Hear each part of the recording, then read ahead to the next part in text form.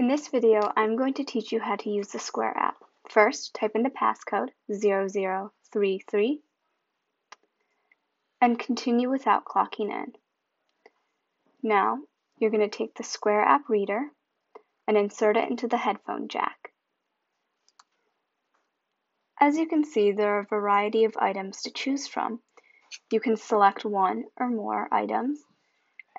There's not a unique button for each variety of DVD or CD, so just tap again to add more than one. To adjust the number of items selected, simply tap the top right corner and use the buttons on either side to adjust the amount.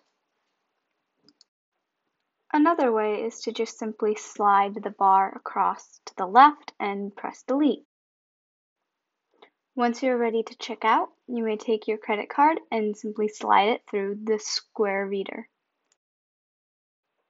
Continue to check out by pressing the charge button, and you can select your preferred mode of payment. Thank you for watching this tutorial and for volunteering to help my grandfather, Steve Ray.